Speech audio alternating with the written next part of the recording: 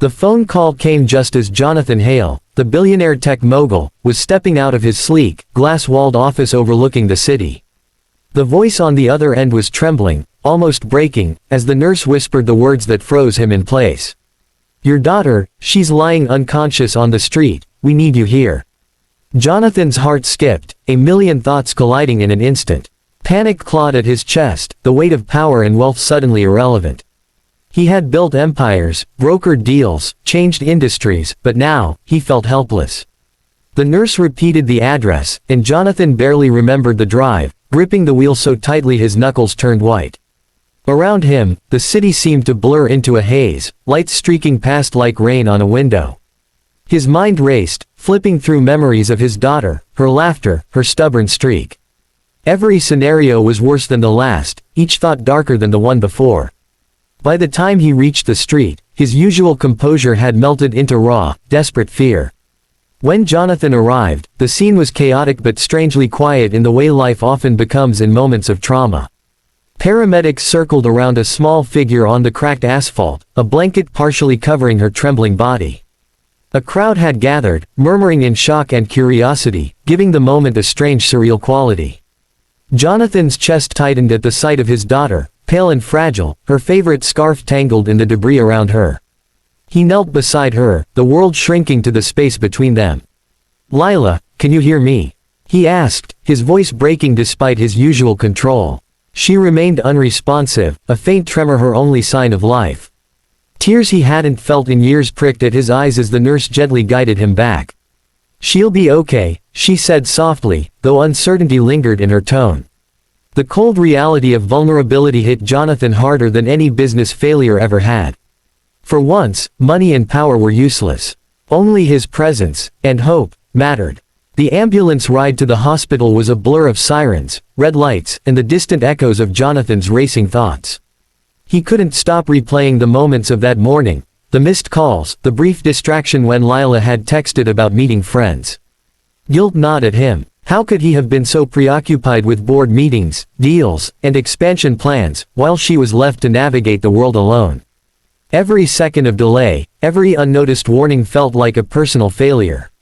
The nurse's calm presence at his side was a small anchor, reminding him to breathe, to stay focused. "She's strong," she said, "children have this remarkable resilience." Jonathan clenched his fists, willing her words to be true. He remembered his daughter's determination, her fierce independence, the way she never backed down from challenges.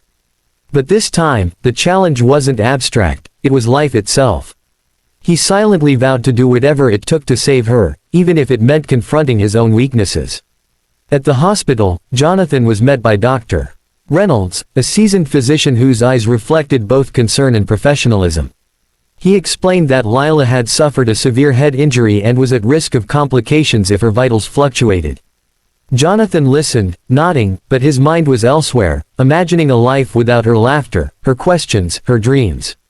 He gripped the edge of the counter, a habit he had when negotiating contracts, now repurposed in an emotional struggle.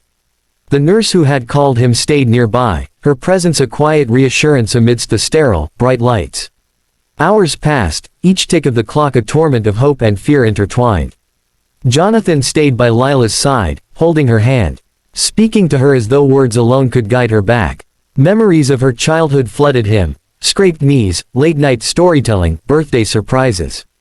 Each recollection a plea to the universe for a second chance. As night fell, the hospital room transformed into a private battleground. Lila remained unconscious, and Jonathan refused to leave her side. Doctors rotated in and out, monitoring her vitals, adjusting medications, explaining complex procedures. Jonathan absorbed every word, learning in detail what each beep and spike meant, determined to be not just a father, but a lifeline. He whispered to her, reciting stories she had loved, promising to take her to the places she dreamed of visiting. He spoke of courage, resilience, and forgiveness, not realizing he was also speaking to himself. Each nurse who entered the room offered encouragement, small reassurances that somehow helped him breathe again. He realized that love, not money or influence, was the most potent force in the universe. His daughter's life hung in delicate balance, and he vowed to be the anchor that kept her from drifting away. Hours turned into a restless night, punctuated by alarms and quiet footsteps. Jonathan refused to sleep, his mind oscillating between panic and determination. The hospital lights cast long shadows across the room, mimicking the emotional weight pressing on him. He held Lila's hand, noticing the faint warmth, the shallow rise and fall of her chest. He recited memories of her school performances, her first painting, the first time she rode a bicycle without training wheels. Each memory was a tether, an invisible thread connecting them through the haze of unconsciousness. Occasionally, he whispered apologies for moments he hadn't been there, for distractions that had kept him from noticing her small cries for help. The nurses left him alone at intervals, knowing he needed this time to process, to communicate, to fight silently alongside his daughter. By dawn, a fragile calm settled in the room, an unspoken promise of resilience. Morning brought cautious hope. Lila's vitals stabilized, and Dr. Reynolds shared encouraging news about her recovery trajectory. Jonathan allowed himself a deep breath, feeling tension ebb just slightly. He had spent the night replaying his mistakes, but now he could focus on action and healing. The nurse who had called him initially returned, offering a gentle smile. "She's a fighter," she said. Jonathan nodded, his throat tight with emotion. He realized that while wealth and influence couldn't shield his daughter from danger, they could provide resources for recovery and support. The coming days would be critical, but for the first time since the phone call, hope outweighed fear. He looked at Lila, imagining the first words she would speak, the first smile she would offer, the first embrace after waking. Each imagined moment strengthened his resolve to be the father she needed. Over the next few weeks, Lila's recovery was slow but steady. Jonathan adjusted his life around her needs, delegating his business responsibilities to trusted executives. He realized that his previous obsession with wealth and status had blinded him to the importance of presence. Each day, he sat by her bedside, reading, talking, and simply being. Lila's eyes opened for the first time to meet his gaze, a mix of confusion and recognition lighting her face. Jonathan felt a surge of relief so intense it left him breathless. She whispered his name, and the sound was a balm to every fear that had haunted him. Tears fell freely, not of sorrow now, but of gratitude and love. The hospital room transformed into a sanctuary of healing, where time slowed, and the world outside became secondary. During recovery, Lila shared her own fears and frustrations. She spoke of the moments she had felt alone, of the pain and disorientation that had engulfed her. Jonathan listened with humility, realizing that wealth had never shielded her from vulnerability. He apologized not just for the accident, but for the times he had neglected her emotional needs. The bond between them deepened, forged in the crucible of crisis. Lila's resilience inspired him more than any business victory ever had. Together, they learned to navigate pain, fear, and uncertainty, finding strength in vulnerability and honesty. The nurse's gentle guidance and the doctor's expertise had been critical, but the emotional connection between father and daughter proved transformative. Jonathan vowed never to take her presence for granted again, cherishing every smile, every laugh, every shared moment. The media caught wind of the incident, but Jonathan chose privacy over publicity. He refused interviews, declined offers for sensationalized stories, and focused entirely on Lila's well-being.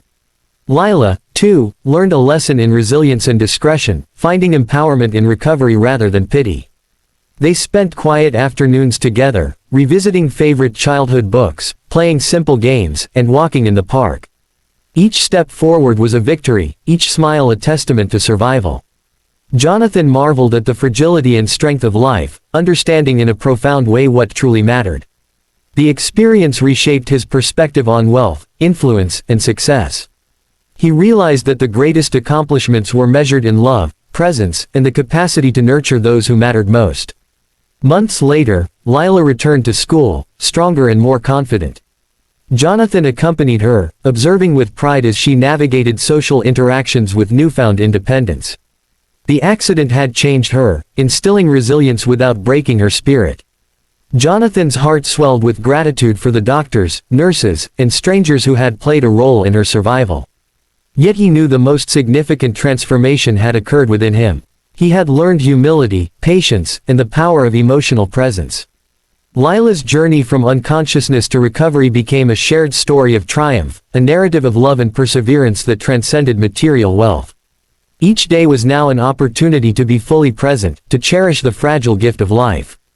During a quiet evening, Jonathan reflected on the incident, acknowledging the lessons it had imparted. The near tragedy had revealed vulnerabilities, but also strengths he hadn't known existed. He recognized the importance of balancing ambition with presence, of prioritizing relationships over profit. Lila, sensing his introspection, leaned against him with quiet trust. The bond forged in crisis had become unbreakable, a foundation for their future. Jonathan vowed to dedicate his wealth and resources not just to business ventures, but to causes that nurtured life, health, and family. He understood that true success wasn't measured in numbers on a balance sheet, but in the lives touched, protected, and loved. The nurse's phone call had been a jarring wake-up call, but it had ultimately led to transformation. One afternoon, Jonathan took Lila to a quiet lakeside retreat, a place he had once frequented with his own parents. The air was crisp, the water reflecting the golden sunset. Lila laughed freely, skipping stones, her energy a testament to recovery and resilience. Jonathan watched, heart full, realizing the depth of his gratitude. They spoke of dreams, of fears overcome, of lessons learned in the shadow of crisis. The billionaire and his daughter were no longer defined by wealth or status, but by love, presence, and shared experience. The world outside the retreat seemed distant, unimportant compared to the moments they now cherished. Lila's smile illuminated the fading light, a reminder of life's preciousness. Jonathan silently vowed to protect that light, to nurture it, and to never allow distraction or ambition to overshadow it again. As the seasons changed, the bond between father and daughter deepened further. Lila discovered new passions, from painting to volunteering at local clinics, inspired by the kindness that had once saved her life. Jonathan supported her every step, learning to celebrate moments rather than achievements. They shared quiet nights discussing dreams, fears, and aspirations, weaving a tapestry of connection stronger than any fortune. Jonathan often reflected on the fragility of life, the fleeting nature of certainty, and the enduring power of love. He realized that wealth was merely a tool, and its true value lay in how it could safeguard, nurture, and uplift others. The incident had left scars, but also had sown seeds of resilience, gratitude, and empathy. Together, they forged a new path, grounded in love and presence. Years later, Lila graduated with honors, her father's eyes brimming with pride. The memory of that fateful phone call lingered, a reminder of vulnerability, mortality, and the transformative power of crisis. Jonathan had reshaped his life, investing time, energy, and love into the relationships that truly mattered. Lila, resilient and compassionate, carried forward lessons of strength, empathy, and gratitude. Their story became a quiet inspiration to those around them, a testament to survival, familial love, and human resilience. Jonathan knew that no achievement could rival the depth of connection forged in adversity. Together, they embraced the future, aware of life's fragility, and committed to cherishing every moment. The world had taught them both that love, presence, and courage were the ultimate measures of success. In the quiet of their home, Jonathan often reflected on the fragility of life and the immense value of connection. He understood that wealth could never replace presence, empathy, or love. Lila's laughter now filled the halls, a constant reminder of resilience and triumph. The nurse's call, once a harrowing shock, had become a catalyst for profound transformation. Jonathan dedicated himself to mentorship, philanthropy, and fostering connections, inspired by the life-altering experience. Lila thrived, her experiences shaping her into a compassionate, strong young woman. Together, they shared victories, failures, and quiet moments of reflection, each memory binding them closer. Jonathan realized that the greatest legacy wasn't wealth or power, it was love and presence. Their journey became a living testament to resilience, hope, and the unbreakable bond between parent and child. In the end, Jonathan and Lila's story became one of transformation and redemption. A near-tragic accident had awakened awareness, reshaped priorities, and deepened love. They discovered that life's most profound lessons often arise from moments of vulnerability. Jonathan's wealth had brought comfort, but love and presence had brought healing. Lila's journey inspired both her father and those around them to value connection over ambition.